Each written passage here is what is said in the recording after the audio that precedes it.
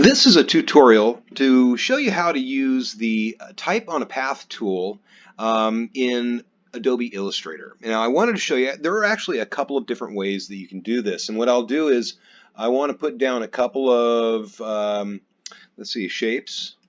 Just throw down some shapes here, I put an ellipse. I just want to show you how the Type on a Path tool works on a variety of different shapes. Move that over here, just like that.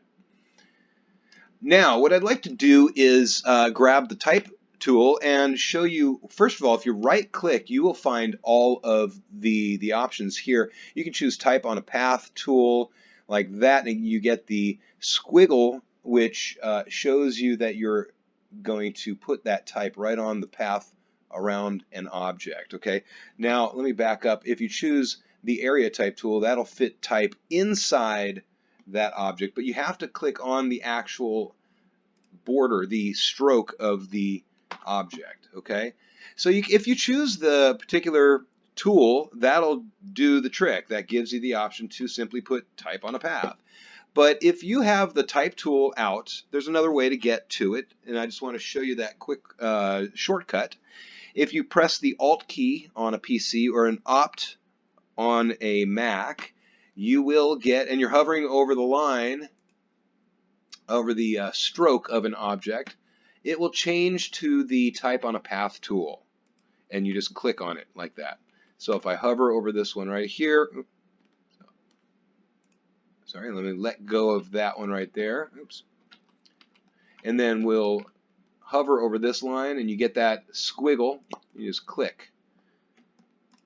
All right, do the same thing on this one. I'll show you what it looks like on a different shape, and there you go. And that's what it does. Now, let me show you how you manipulate the Type on a Path. And by the way, just to show you, if you change the shape of the path of the object that it's on, it will follow that same path. Now, you can also come in here and let's say you change this path here, you'll see it still follows that path. You pull this out like that, and it follows that path. Okay, so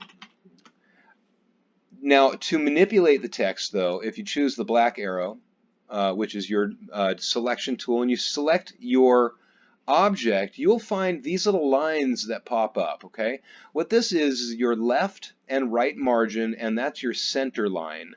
So essentially what that means is if I grab this, you hover over that line until you see the little arrow appear, click and drag, and that will allow you to move the center point of that line of text. Now I happen to have this line of text. Well, let me first do something here. I'm going to get rid of some of the filler text that appeared there, so it's not fully engulfed around the, enveloping the object. Grab the selection tool, select the object again, and just to show you what's going on, this is your left and your right margin. If I align left, see, it pushes it to the left margin. Let's move these apart. Grab this over here, grab this and move it over here. We're upside down. We've got the center point over here, so I'm going to grab the whole thing and move it over here. All right. Now, just to show you, there's my right margin, there's my left margin. If you go right justified, it pushes it to there. If you go center, it pushes it to the center. On a circle, it does the same thing. If you grab the right margin, let's just pull that over. It's actually, you get that little red box with the X, with the plus in it. That tells you that text has gone outside of the line of text that you have available, or the text box that you've got. It's not a box, but it's just a line of text. So we'll get rid of some of the text there.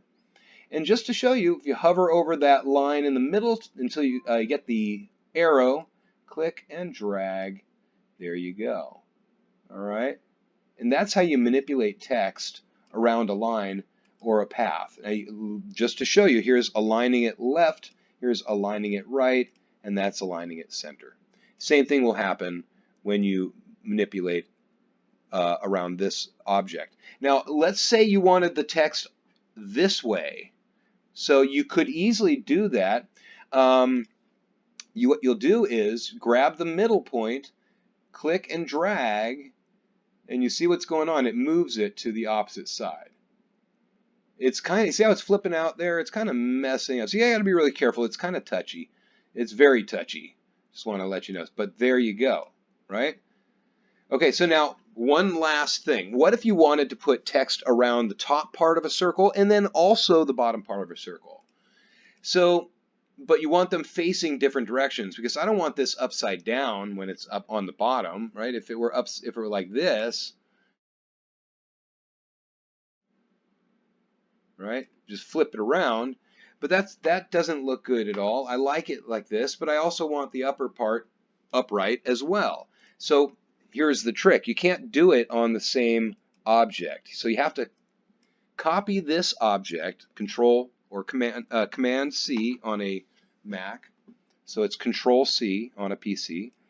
All right, now Control F, which is paste in front. Okay, and that'll paste it exactly in the spot where you copied it from. Control F. Okay, now we have, if you can see, I've got 2 copies there, right? So we'll just simply click on the top one, grab this guy, pull it up to the top, and there we have 2. But notice one thing, if I pull in close, the baseline of this one is going to the baseline of that one, but it doesn't quite match. It's not on the same circle, right?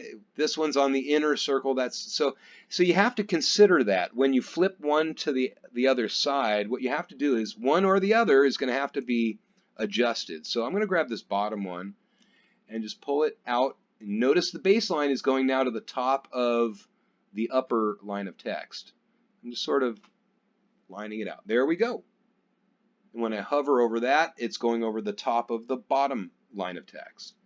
And that's how you adjust text around a circle and around a path in general in Illustrator. There you go. All right, I hope that helped.